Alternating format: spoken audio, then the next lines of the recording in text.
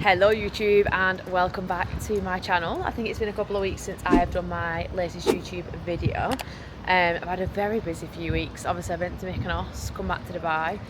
I'm that weirdo, you know, like everyone keeps moaning it's hot. I'm like, it is hot, but I actually really like it. Weirdly, I really like it. It's like nice, like warm air. This is the first time I've actually bloody acclimatised to it. Like last year I was really struggling. But today's video, guys, I'm going to take you along, spitting everywhere. I'm going to take you along with me to the gym, and I'm going to show you my upper body day and talk you through the session, give you a bit of an insight as to, you know, the depths of each movement and why I'm doing what I'm doing. So yeah, I'm looking forward to taking you along with me, and let's see what we get up to. I thought it'd be useful to mention as well, like obviously now I'm a week out for my photo shoot, my second and last photo shoot from next week. Not from next week, I'm a week out. The shoot is next Thursday, it's Thursday today. So I've tried to, I'm literally like a water buffalo, like I hold so much water after I've done legs and cardio. So I'm very, very mindful of making sure that obviously my training is done. This guy's on a call when he's driving. I'm trying to make sure my training's front loaded basically, so I'm doing like, I've done my upper, lower already. I'm going to go and do my upper again today. I'm going to go and do legs tomorrow, but I think I'm going to get a day pass tomorrow at Muscle Hut because I like training there, I like training legs there. And then my training's done for the week then, so I think Josh will probably tell me to do, maybe, he might tell me to do another lower on Sunday or like a lower on Monday, and then I won't do any legs then, and I probably won't do any cardio from tomorrow, to be honest. I'm going to check in with him again tomorrow. But just knowing how I am, I'll probably end up dropping a kilo just from pulling cardio out and pulling obviously my legs out basically, or leg volume right down. So I'll see what he says, but yeah, I'm looking forward to getting this cut done now, I'm not going to lie. It's more so I'm not resenting the process. Like I'm a proper man. Like in my mindset, I'm always like, don't be a victim to your goals. Like you set out to do that, and I've not been like that at all throughout the entire cut. Like for me, it's like it's my goal, it's my responsibility. But I'm at that point now where it's like I'm missing a meal out with Nathan. Like that's the only thing I want is I want to go for a date night, because it's been so long. Like we didn't even get to properly celebrate our engagement because obviously I'd literally come back. Then I was back starting prepping obviously in Jan, so we didn't really have any time at all to kind of like decompress, go and spend some time together and, you know, go and celebrate. So yeah, I'm looking forward to starting the celebrations next week. He's currently in bed at home at the minute on his brother's stag do, so I can imagine it's pretty wild scenes there. He texted me last night saying I've landed, but I was in bed, so I've not spoke to him properly yet. So I don't like mouthing him whilst he's obviously having a good time with his friends. But yeah, I'll keep you updated, guys, and I can't wait to show you my training. Okay, so maybe I'll take it back about it being okay and like I can manage the heat. Just got out of the taxi, literally been in there for about 20 minutes, and Jesus Christ, it is hot out here. I'm hoping this gym aircon is on. Usually it's alright, but it's when you're doing that cardio, I swear to God, I literally am. I am just absolutely pouring in sweat all the time. I don't know why I film from this really low angle as well, it's just not flattering. But yeah, I'm just going in now. Gonna go and train.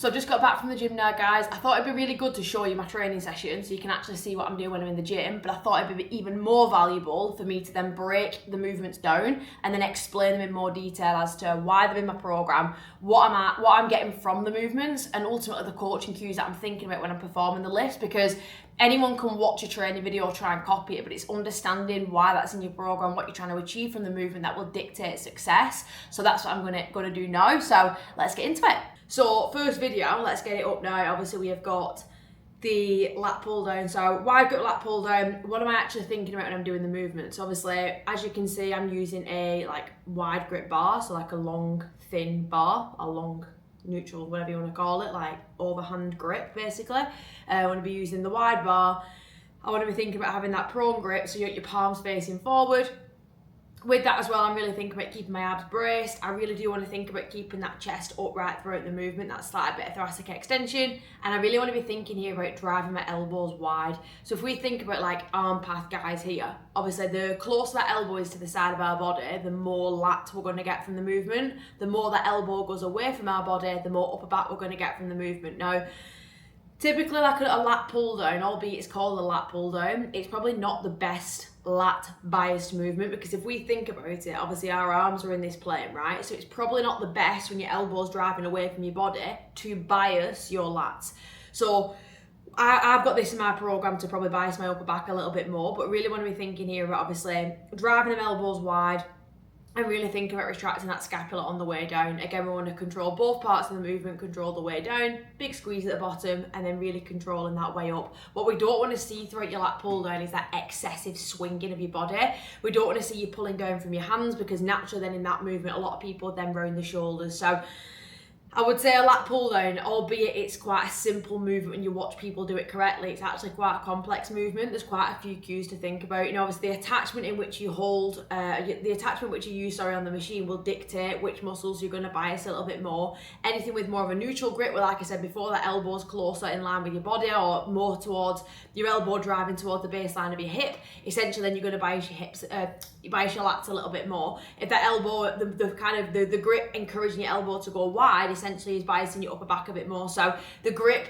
will vary depending on what you're trying to bias in terms of muscles throughout the movement.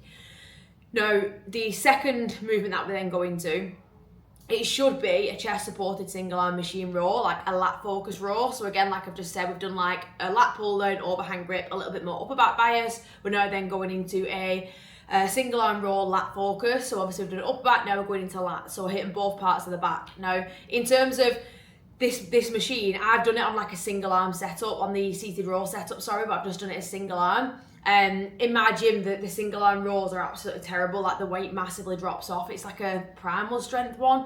It's terrible. The weight massively drops off anyway. So I do it on the single arm row machine.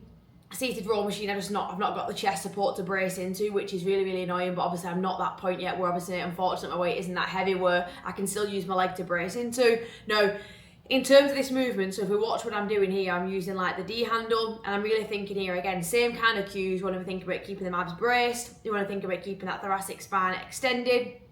To make it more lat biased, like I said previously, we want to drive that elbow down towards the base of your spine. We really want to think about controlling the eccentric part of the movement, which obviously is the lengthening part, and really thinking about driving the elbow down to your hip ultimately is going to encourage more lats to get involved. What we don't want to see here, which a lot of people typically will do when they go into a rowing movement, is they start to pull back. So the elbow then passes the midline of the body and the shoulder kicks forward. All you're doing then is putting loads of strain through like either your bicep or your trap. If you want to make it more lat bias, we need to think about keeping that shoulder set down and driving through the elbow. Now, a good cue, guys, obviously when you're trying to train your back, you want to be thinking a little bit more about, obviously, we want to be thinking there about, imagine someone's chopping your wrist off, yeah? So imagine someone's chopping your wrist off and you're driving the elbow down towards your hip. So really important, we're really thinking there about elbow to hip, not pulling backwards. The next movement that we go into is the lateral raise. Now let me just get the video up on here. So the lateral raise. So with this here, I've got two lateral raises. As you can probably tell, my shoulder's my weakest feature, so I need a bit more volume. We've got two lots of lateral raise on my program. So I've got a chest supported dumbbell lateral raise, and then I've also got a cable lateral raise, which actually is meant to be like a cable crossover. In my gym today, I didn't have my cuff, so I had to just do it standing. So obviously I did dumbbells first of all. with this, the whole point of having the chest support is that obviously we can't use as much momentum, so we can't swing as much. So obviously it's just putting more pressure through that medial delt. So again, always think, like I say to clients, when you're trying to train, always think of the target muscle and think about where's the hardest part of the movement. In a dumbbell lateral raise, we're trying to work your medial delt in more of that shortened position at the top of the movement. In a cable lateral raise, in a second that I'm going to go into and talk you through, the hardest part is at the bottom in the lengthened position. So that's where you want to be spending a little bit more time. Now, in terms of that lateral raise, you really want to be thinking, keeping your abs braced, you want to keep your arms at the side of your body. Again, you want to be thinking of abducting that upper arm away from your body, getting that slight pause at the top and controlling that way down. You'll often see a lot of people, and you do this in the gym, guys, who start swinging, using momentum. Because the medial delt is such a small muscle, you've got your front, middle and rear part of your shoulder, it's into 3 parts, right? That middle part of your shoulder is such a small muscle. So if you do start swinging and you start using momentum, that tension is then naturally just going to go elsewhere. So you're not then keeping tension on the target muscle. What you will see as I do start fatiguing throughout the set, I will then start adding a couple of partial reps at the end of the movement, and this is what I would always advise clients to do as well. So instead of trying to use momentum to get it up and you've lost form, because obviously the tension's then going to go off that muscle, I would just try and get a couple of partials. So the way in which I would log that on my logbook would be very much like 8, then in brackets +2, so then you know you've got 2 partial reps. So that's the dumbbell lateral raise. The next one obviously is the cable lateral raise. Now obviously, like I said, you can do this lying, you can do this standing like a cable crossover. Personal preference, but I didn't have my cuffs, so I just did it as a standing cable lateral raise, but it's the same type of concept. Again, the same thing here, making sure your arms at the side of your body, abducting that arm away from your body. You want to keep that palm parallel to the floor and making sure we're keeping that elbow nice and high. That's so important, guys, that you're really making sure that you're keeping that elbow high as well, because that's going to encourage that medial delt to fire a little bit more. You want to be able to make sure that obviously you set the cable at a height whereby obviously the weight isn't going to drop off as well. So I would always just make sure I'm setting the cable around knee height where you can do. Controlling the way up and obviously controlling the eccentric on the way down. Another thing I just touched on, which I've not mentioned as well, the easiest way for you to identify if you are truly pushing hard enough with your training, guys, too, it's so important we understand this. We can all train with good form, but we've got to make sure we're training with good intensity as well. Obviously, when we're referring to intensity, the concentric part of the movement should involuntarily slow down. So the concentric part of a lateral raise on the cable would be the way up. Yeah, the concentric part of a leg extension would be the way up. The concentric part of a hip thrust would be the way up. So the hardest part of the movement, well, the hardest part would be the eccentric for a lot of movements, but the way up, shall we say, in a lot of movements, but the way down in some movements like a pull down, but that should involuntarily slow down if you are going to true failure. If every single rep looks exactly the same and they're super clean, they're super tidy, that's not me saying your form should go to shit, but ultimately you've got to remember, in order to get to that failure point, you're going to have to push your body to that point, so then things are going to break down a little bit. If that's not happening, then obviously we've got more in the tank in terms of intensity. Then the next one is the tricep extension. So I do this single arm as well. I'll just get a better connection doing my tricep extension single arm. Now for me, I just put my hand in a cuff and I just feel like it's just easy to grip onto rather than holding the ball and on the end of the cable attachment. Now this, obviously you want to set the cable at the top of the stack. We want to be thinking about setting that shoulder back, keeping that core braced as always, and thinking about flexing and extending the elbow joint. So we want to extend on the way down, get that tricep nice and short at the bottom, get that big squeeze and really control that eccentric part. Slight pause before then extending it back down again. What we don't want to see here, guys, is that shoulder rounding, yeah? We don't want to see that shoulder rounding, because as soon as that shoulder does start to round again, the tension's going to go through your traps and it's going to come off the target muscle, which is your tricep. So again, always remember, shoulder set down and back, extend down. All we want to be thinking about in that tricep extension is bending, extending from the elbow joint, okay? But keep it fixed into the side of your body and make sure, like I said, we're keeping it nice and still. And then the final thing is the reverse flies on the pec deck. Now this is my ultimate. I get a good connection, but I hate it. So the seat in the gym, I normally swap this for a seated face pull. The cables were doing me head in today, I couldn't get on them, and I went at like midday, so I thought that the gym was going to be a bit quieter so I could film. It wasn't, it was rammed. But on the pec deck, I've always struggled with rear delts. I do actually get a connection, but obviously because my scapulars are a bit funky, obviously my scapulars, guys, move a little bit like this, as opposed to this. And it's just because I've got quite a winged scapula from years of being sat at a desk and, you know, always being quite rounded. I've always been the tall friend. But obviously with this, we really want to think about protracting them shoulders. So when it comes to, let me just get the video up, when it comes to obviously that rear delt fly, we want to be thinking about making sure that machine is set on the inside. What you don't want to do as well when you're doing the movement, you don't want to allow the weight to drop off. So a lot of gyms will have machines whereby when you're bringing them handles together, the weight is going to drop off. So it's super, super important that we're not allowing that weight to drop off. Again, keep your abs braced. You want to be thinking about driving the upper arm out to the side of your body. So it's kind of like you're going into more of like a breaststroke movement. That's what you want to be thinking of. You just don't want to let your arms go below your shoulder, because as soon as that happens as well, then you're taking tension off. So that's what I was saying, you want to keep that elbow nice and high, and imagine you're trying to drive that arm out to the side of your body. That's going to get that rear delt nice and short at the back, yeah? But that's without doubt, like I said, rear delts for me are without doubt a nemesis, but I do get it. The thing is, obviously on the machine, weirdly, it's not my favourite movement because obviously I'm just tall and gangly. I do actually get a good connection with it, but it's just not my favourite movement. So that's a little walkthrough video of the exercises, and hopefully you've taken a few cues away from that as well. So I wanted to just show you a bit of a breakdown of like what I actually get up to, and then obviously then individually break the movements down and give you a bit more detail as to what's involved in the movements, because there's so much more to training than just going to the gym and just doing the movement. Actually understanding why it's in your program, what muscles you're trying to bias, was the hardest part of the movement, understanding how to push to failure. These are the things that dictate body compositional related changes. These are things that dictate hypertrophy. And if you are someone that wants to change how you want to look, guys, you want to change your composition, you need to be doing so much more than just going to the gym and moving a weight from A to B. So hopefully this helps. But yeah, hopefully you've got a lot of value from today's video, guys. I hope you've enjoyed it, and hopefully I will catch you in the next vlog. So yeah, catch you in the next one, guys, and I hope you have a fantastic rest of your week, whatever you're up to.